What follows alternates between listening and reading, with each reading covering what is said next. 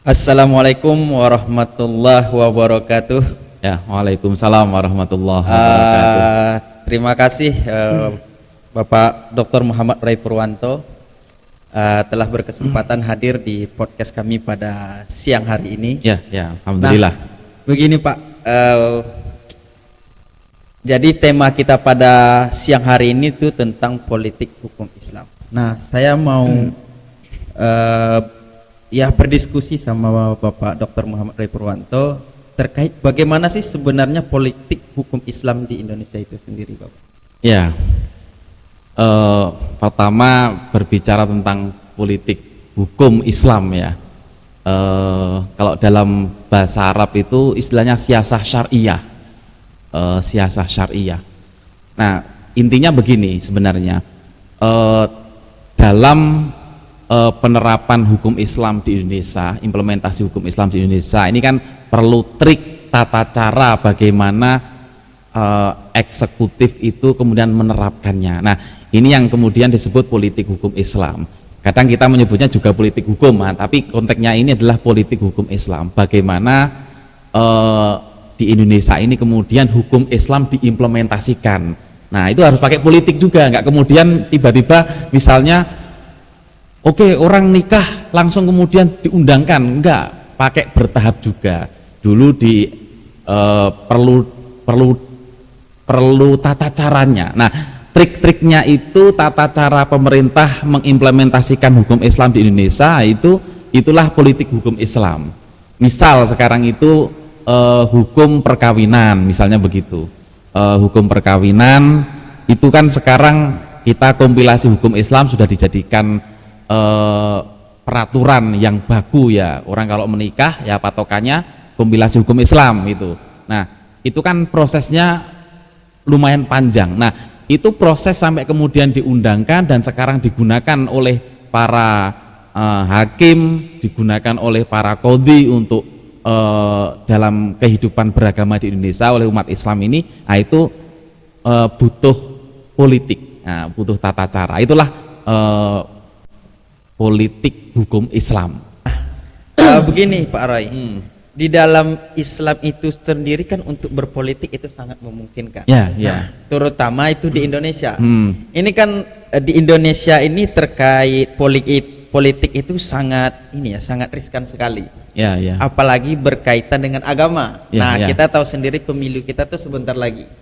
Otomatis singgungan agama terkait politik itu sendiri sangat kental. Ini bagaimana pendapat Bapak Dr. Muhammad Ray Purwanto? Ya, pertama kalau berbicara politik hukum Islam, kemudian relasi agama dengan negara itu memang beberapa mazhab ya, beberapa ini. Yang pertama kalau kita berbicara itu relasi negara dan agama, ada yang berpendapat, mazhab yang berpendapat bahwa dalam konsep bernegara itu Islam itu kafah sudah gitu. Ad-daulah fiddin. Negara itu ada dalam agama. Artinya agama itu mengurus semuanya kehidupan termasuk agama gitu. Termasuk negara gitu. Tapi ada juga yang berpendapat itu 50-50. Artinya ada yang berpendapat bahwa negara itu sendiri, agama sendiri. Ini agak sekuler ini. Antitesa terhadap pendapat yang pertama. Negara mengatur hubungan manusia dengan manusia, sementara agama mengatur hubungan antara manusia dengan Tuhan. Jadi tidak ada korelasinya. Tetapi ini antitesa. Nah, sintesanya yang di tengah itu sebenarnya agama dan negara itu ada relasi. Bisa jadi relasinya itu kita anggap saling menguntungkan. Nah, dalam konteks kita umat Islam di Indonesia ini, relasinya relasi yang ketiga ini, yang sintesa ini.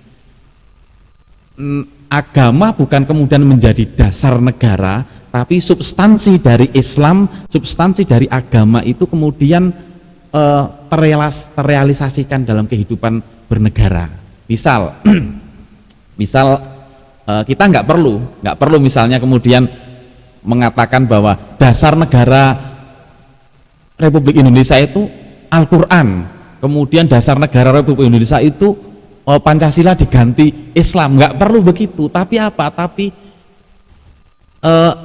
substansi Islam itu substansi nilai-nilai Al-Quran itu sudah ada dalam Pancasila, sudah ada dalam Undang-Undang Dasar 45. Jadi sudah gitu aja. Oh, berarti beberapa terkait hukum Islam kita masukkan ke dalam undang-undangnya gitu. Iya, jadi lebih kepada hal yang seperti itu, bukan sebagai ideologi. Enggak, jangan. Jadi Islam atau syariat Islam itu nggak usah sebagai ideologi negara yang tertulis ya. Jadi misalnya dasar negara syariat Islam, nggak usah.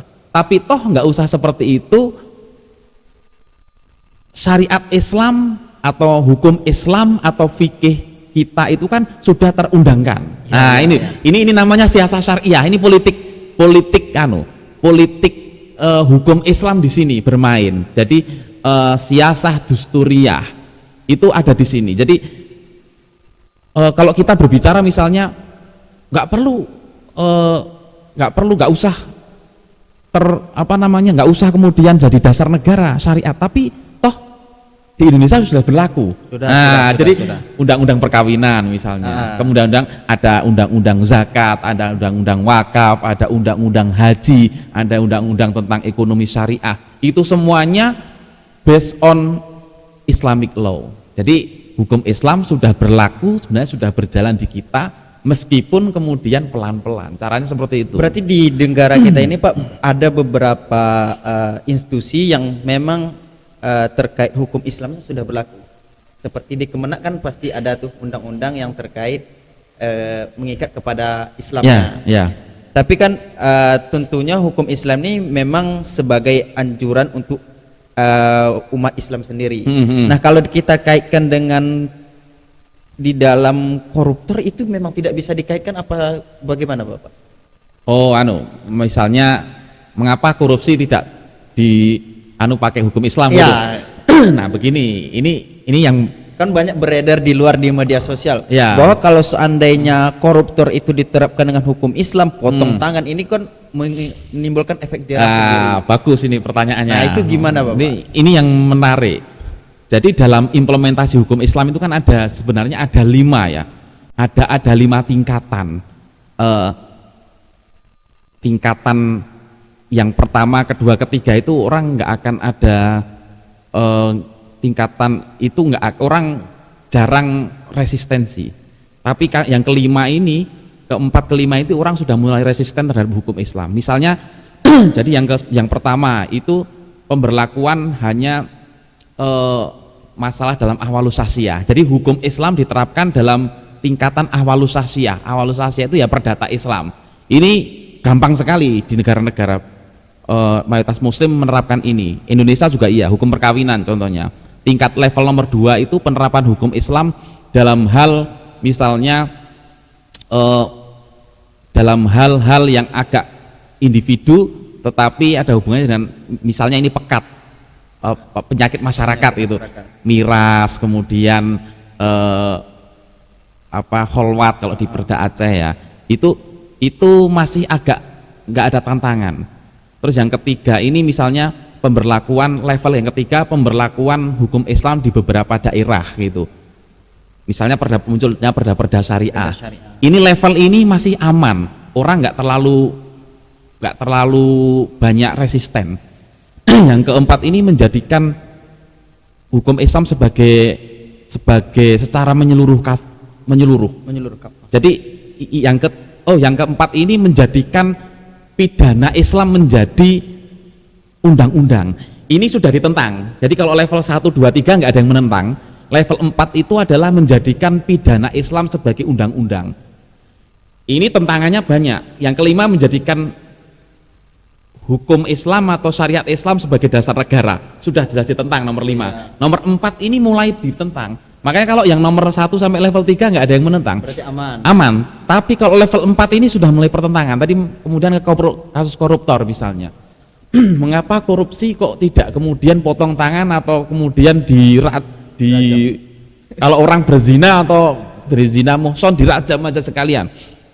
Ini karena sudah masalah jinayat. Nah, kalau orang sudah pidana masuk dalam konteks pidana Islam, itu tantangannya berat. Pertama tantangan internal, kedua tantangan eksternal. Nah gitu. Pertama tantangan eksternal adalah mengapa pidana Islam tidak dilakukan di Indonesia atau mungkin di negara-negara yang mayoritas muslim juga jarang yang menggunakan pidana Islam. Pertama, tantangan eksternal. Pasti negara-negara akan mengatakan ini pelanggaran HAM, human right.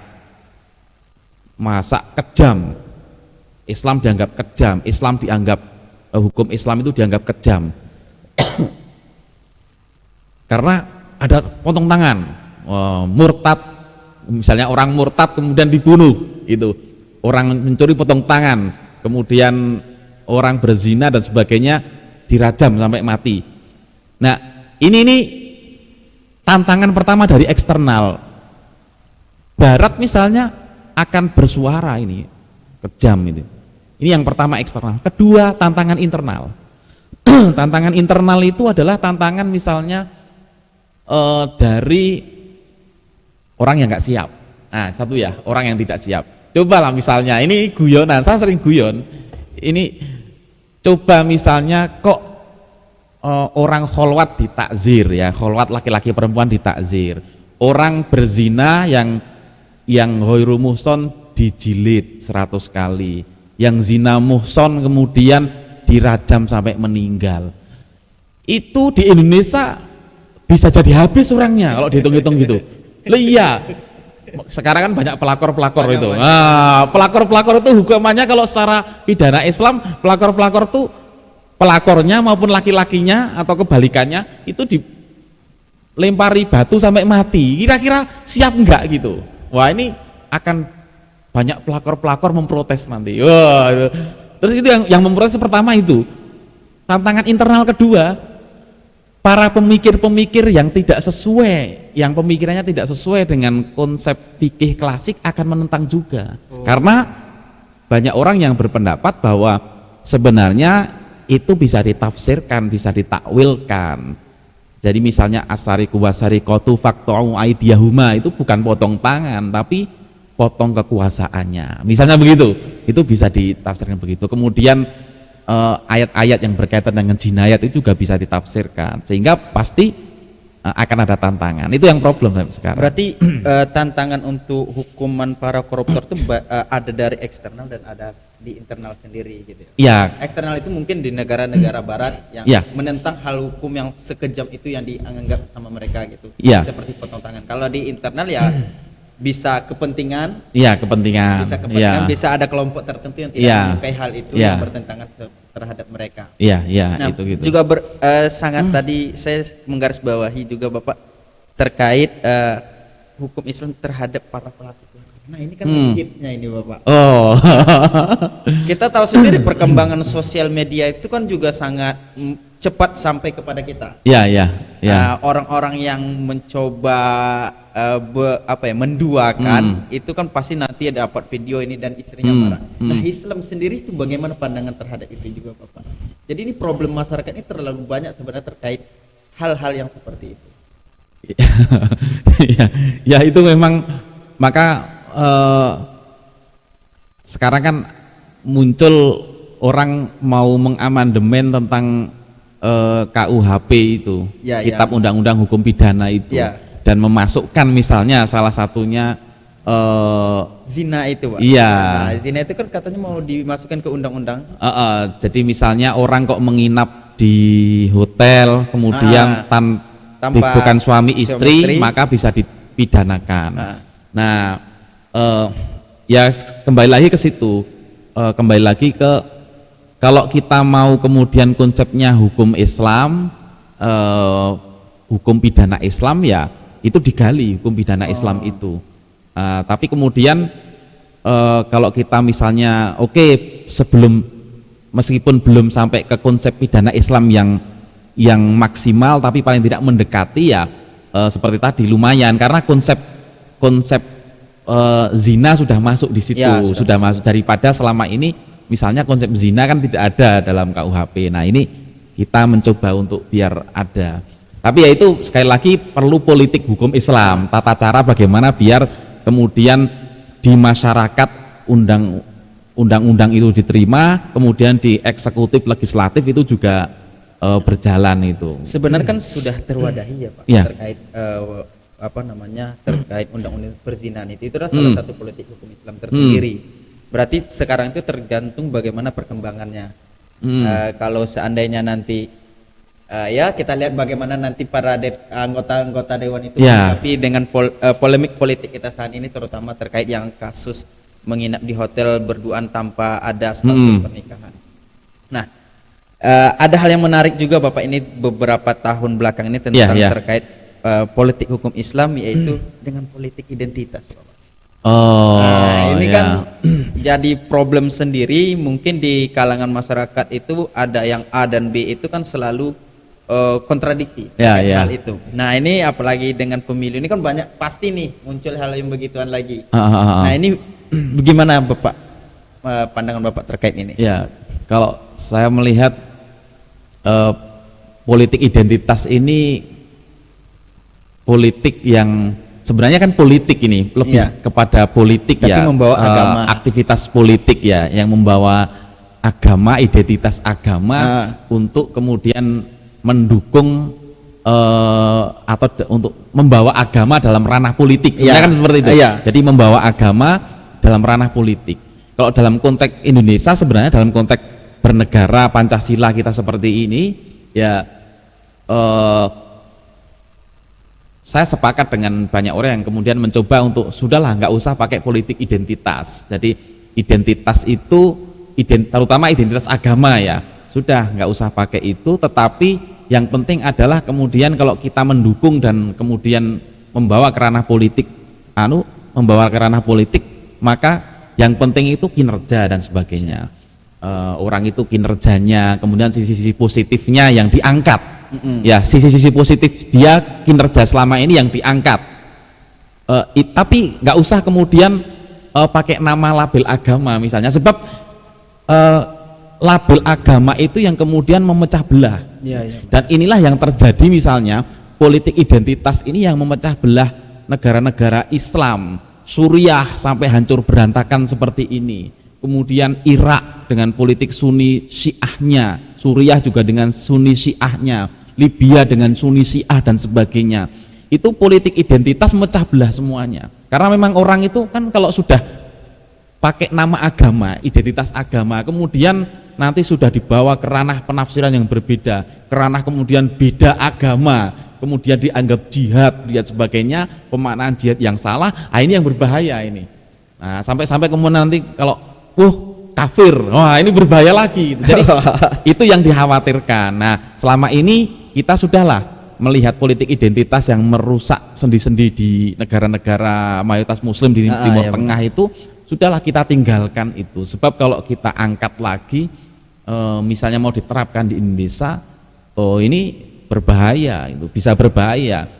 Tapi insya Allah kalau kita ya mudah-mudahan nggak akan sampai ke sana ya, nggak akan sampai ke sana, karena kita masih kesadaran mayoritas Muslim kita masih kuat, kesadaran kita untuk bernegara berpancasila itu masih kuat ya, kita masih menghargai perbedaan. Nah itu masih, kita toleransinya masih bagus. Tapi Pak, kalau seandainya nih misalkan salah satu calon anggota dewan, bupati ataupun gubernur dan presiden dan lain sebagainya, ketika sowan ke tempat pemuka agama itu sebagai politik agama apa tidak Bapak? Ya bisa ditafsir tergantung gitu, tergantung ya, bisa karena kan sekarang kan banyak tuh sowan ke sini, sowan ke sini, sowan ke sini gitu. Jadi kalau misalnya saya jadi capres ini, saya jadi capres misalnya ini ya, nanti didukung ya. Terus memang saya itu kesukaan saya itu sowan kiai-kiai gitu loh. Jadi kesukaan saya sowan kiai-kiai, kesukaan saya ziarah-ziarah, silaturahim. Ketika saya dicapreskan, kemudian saya melakukan rutinitas saya yang sebelumnya saya memang biasa sowan kiai, ya saya sowan kiai minta doa. Saya biasa ziarah, saya ya ziarah. Saya biasa bersilaturahim kepada masyarakat ya, biasa seperti itu. Ya itu biasa, hal wajar ya, gitu. Wajar. Tapi yang tidak wajar tidak wajar, tidak pernah sowan kiai, begitu misalnya punya maksud sowan kiai ya itu menjadi jarang ke masjid, begitu ada maksud kemudian sering ke masjid. Nah itu menjadi sesuatu yang kurang elegan.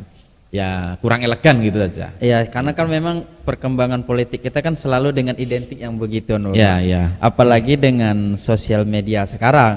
Otomatis ya sebenarnya mungkin tadi seperti Bapak sampaikan, karena memang saya sering dulunya sebelum mencalonkan adalah sering sowan kepada kiai gini. Tapi kan kalau udah dalam ranah politik itu tidak bisa lagi.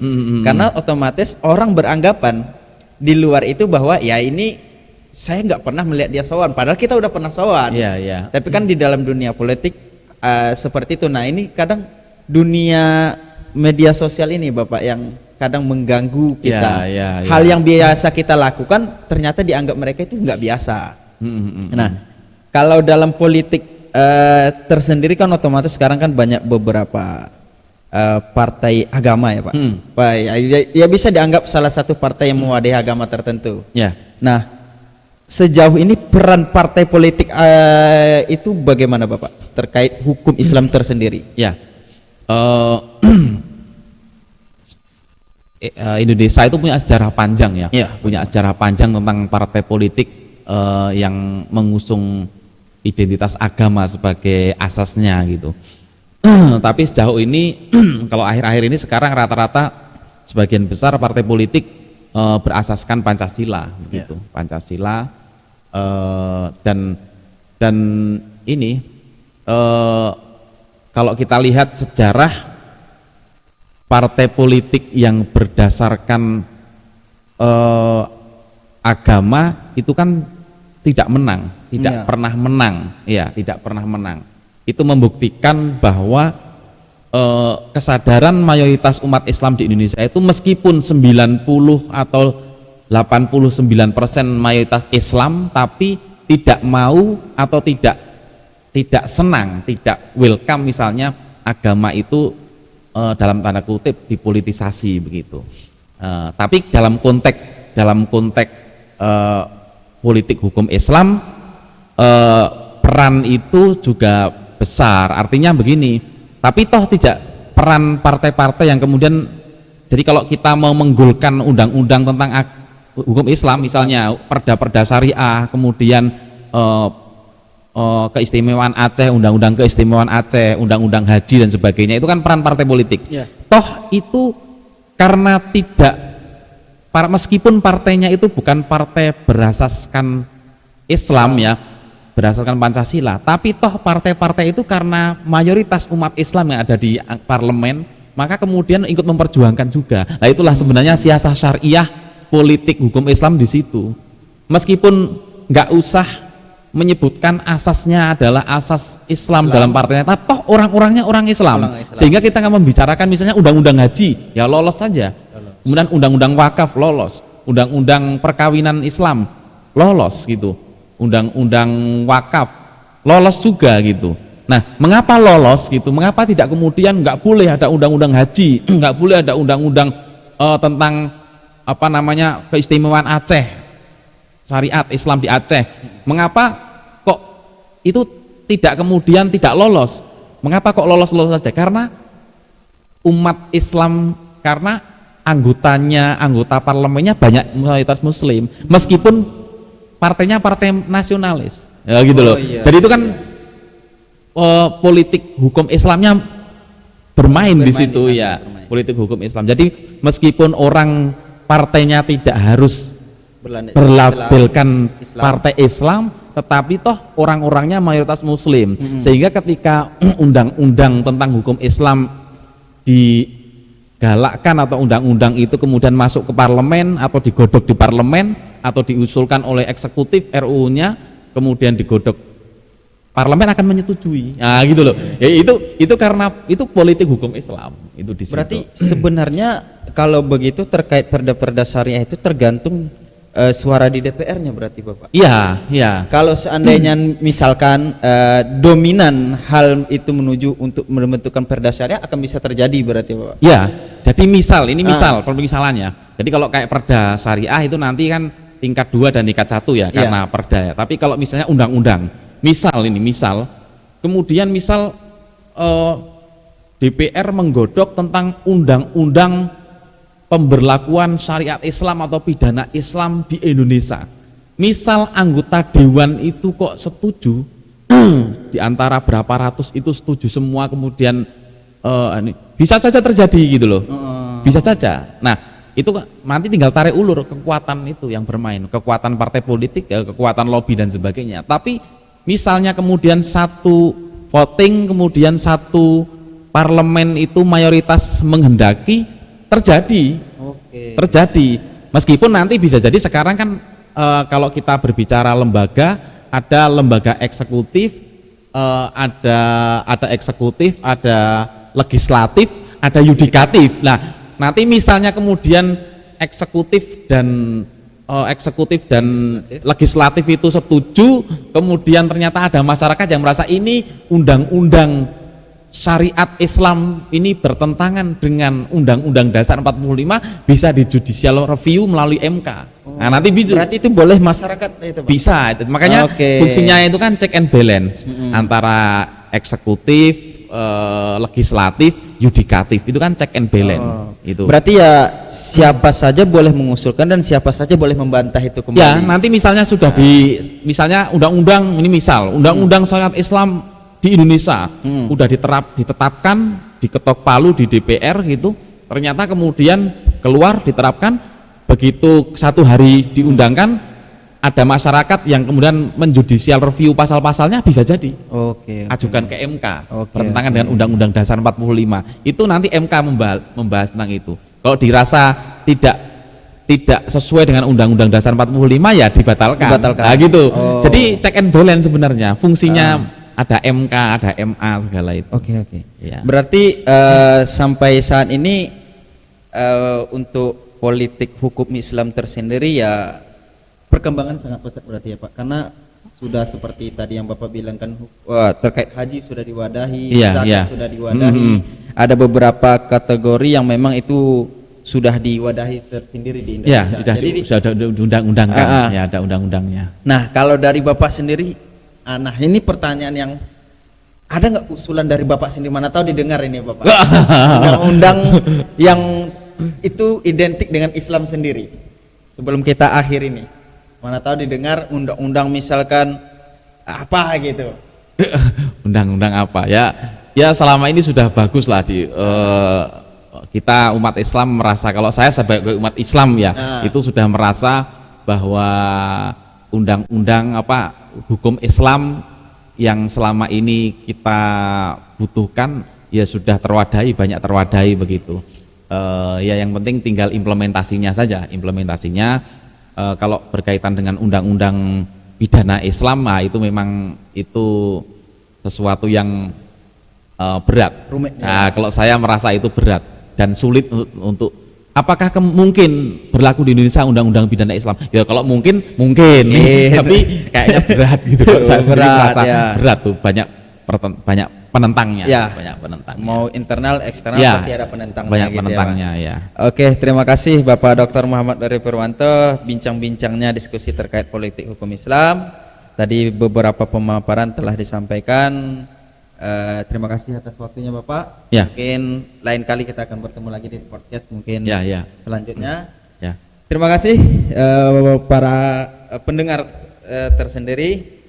Kami akhiri pertemuan kita diskusi pada hari ini. Wassalamualaikum warahmatullahi wabarakatuh. Waalaikumsalam warahmatullahi wabarakatuh.